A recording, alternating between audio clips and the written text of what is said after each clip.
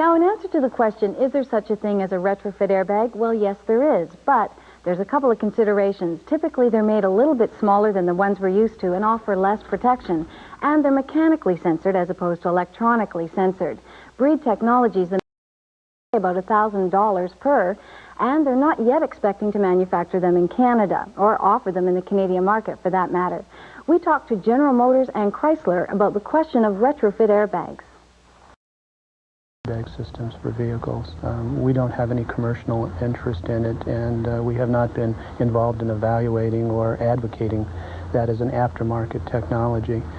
But certainly it needs to be thoroughly looked at. When we design our vehicles, it's very critical that the sensing system be designed into the front structures so that it can detect the maximum number of crashes where there's a risk of injury to our occupants. And it's a very sophisticated system of sensors, analysis, or computers that look at the crash and then making the decision to deploy the airbag. Just if you don't know, we have to make the decision to deploy the airbag in a 30-mile-an-hour frontal crash.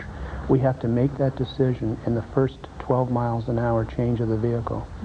There's a very short amount of time, and we have to do it in a way that it understands the range of real crashes that people can have, not just frontal into a barrier, but into trees and guardrails on the highway.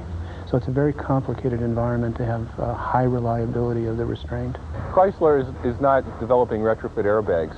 Each vehicle varies so much in how it behaves in a crash situation that we believe that each vehicle's airbag must be designed with the vehicle in mind.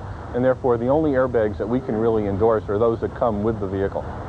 Now, it should be said that in Canada, BMW does offer their own retrofit airbag, but it's a full meal deal. It's electronically censored, it's full size, and so on. It's offered on the 3 Series. It costs about $1,300, and it takes just about an hour to install, which isn't bad. Pretty good. Now, I'd certainly not trust anybody but an original equipment manufacturer to put a system like this in. I think over the next few years, Nancy, there's going to be some gadget mongers selling so-called retrofit airbags. Beware of them and stick to something like what BMW offers. Stay with us. We'll be right back with the Mazda Miata.